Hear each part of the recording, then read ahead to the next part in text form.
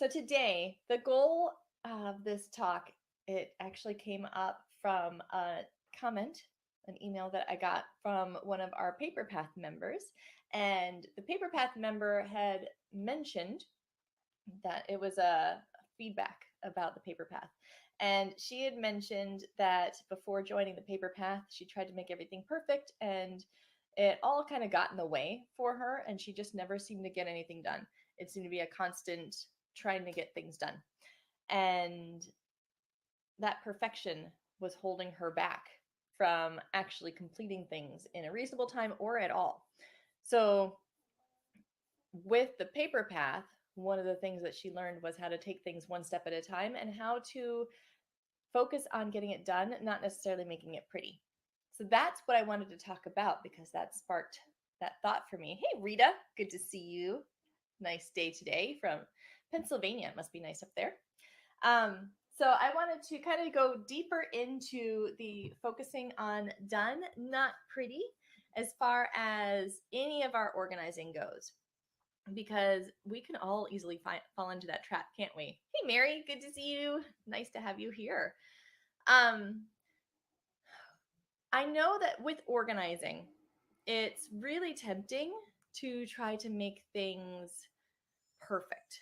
It feels so good, right? To feel like you are in control of a space and to look at your space and see, if it's your pantry, to see all those mason jars perfectly labeled with little chalkboard stickers and filled with beans, and to look at your filing cabinet and see everything is filed and all of the folders, there's 100 folders all perfectly labeled, everything in its folder.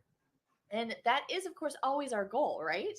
And that's what all of the pictures show us in the magazines and on the TV shows about organizing. It's always about this really perfect picture of organizing. But the problem is, that's like step 20. Because in order to get to that perfect picture, usually there are a lot of ugly starting steps that start to get a little bit better and better, but the beginning of those pictures, they're not always that pretty, but they are done and they're useful. And that's kind of the part of organizing that all of the TV shows and the magazines leave out. They leave out the pictures of creating the system so it's actually done and functioning before you then work on making it perfect. And it gives us this false sense of feeling like organizing has to look perfect in order to be organized or to be successful or to be proud of it.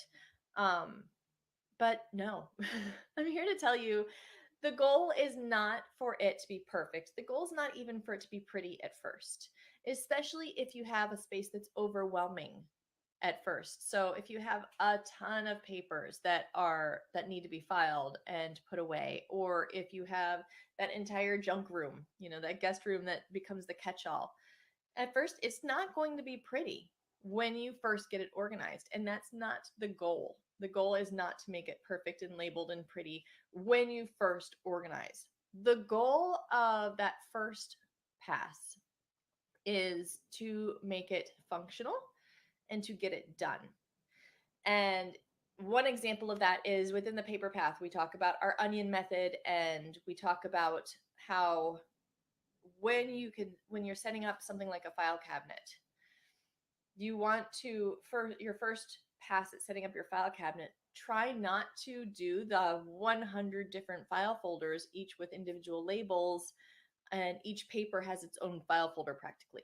Don't do a ton of different file folders. That's going to take way too long to set up, and it'll be very hard to maintain, and it's very hard to file things the first time if you've got a lot of papers to file. It's hard for that first filing to file into so many different choices. So in the paper path, we go really deep into the onion method and how to simplify filing and sorting your papers that way. But that's the basic premise, is you want to reduce the number of folders that you're filing into and the number of categories, and make them much broader categories so that you can actually get it done, so that you can get the papers filed into a folder that they do belong in, and get all papers filed.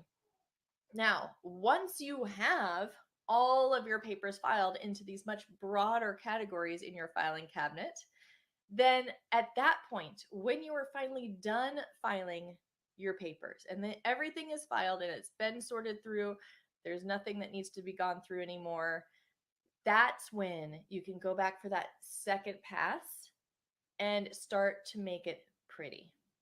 Start to make it what you want it to be. I mean, it's not have to be ugly when it's got those broad categories. That's not the goal either. We don't aim for ugly, but it might not be the perfect filing cabinet that you want, as far as you might not have all of the folder labels that you want.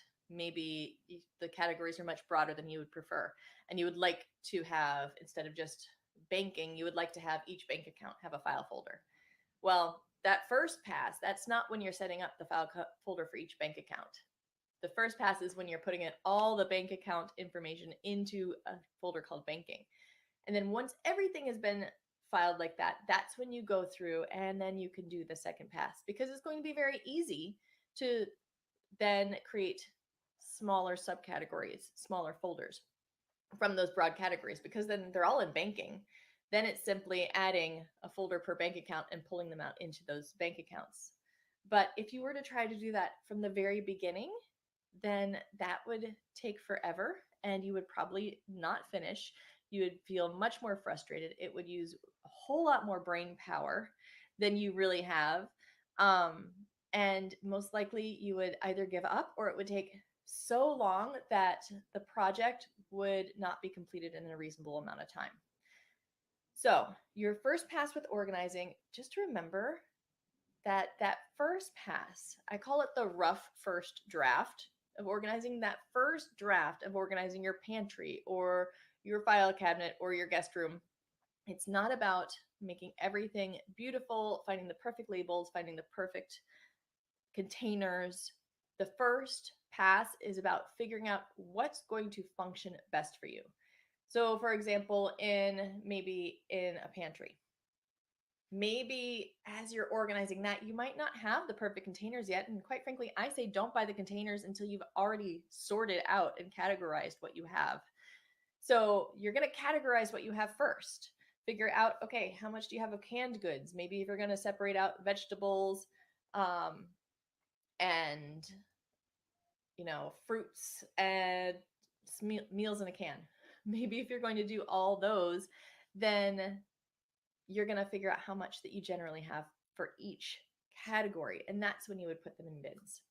So hopefully that makes sense. That's when you buy your official bins. But until you figure out how much you normally have, until you've tried out placement of everything, placing, a lot of times you use cardboard boxes or temporary bins, and just grab whatever bins you have, place them in the areas you think that you want them to go, and then work with them for a little bit.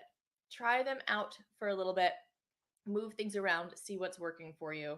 And then you can adjust things much easier if you've not finalized everything and made it pretty. Then once you've got the system working, that's when you can find bins that work better for you, because now you know what you need from your bins. Now you know, oh, well, having a lid on that's going to be a little bit more difficult, so I'm going to pick one without a lid. Or now you know, oh, I actually need a larger bin for this space because what I thought I needed would have been too small. And then once you found the bins that you really enjoy and those work for you, that's when you can add the nice labels. I do say don't try to keep everything perfect though, because that's hard for your family to keep up and you're just going to be frustrated. So, unless everybody in the family loves keeping things perfect, then that's just a fight that's not worth picking. And making sure that it stays nice is the most important part. So, hey, Margie. Margie says, I can't get you live. Well, you're live right now with me. So, I'm not sure what trouble you're having. Hopefully, maybe if you can explain your trouble a little bit better to me, then I can help you out. But we are live right now, and I see your comment on the screen, which is fantastic. I know that there's tech issues today. I'm not sure why. Hopefully, that gets fixed soon. So, let's see if I'm going to check it out for you right now, Margie, and see if I can get it to pull up. But Should pull up just fine. Yep, there we go. We are live. Perfect. Okay. I was a little bit worried there. If you have any questions, then let me know. These Thursday talks, with the Thursday talks, I'm going to try to have some comment or some topics ahead of time so that you know a little bit about what we're talking about. Hopefully, the technology will work better for us in the long run. It seems like the internet is just having one of its days. Hey, Joanne, how are you? Good to see you. So I'm not going to talk for too long today just because it does seem like we've got a much slower internet connection today and it's just being a little wonky on me. But I'm so glad to have you here. You will see, like I mentioned, the Thursday talks going to have a bit of a topic for each day.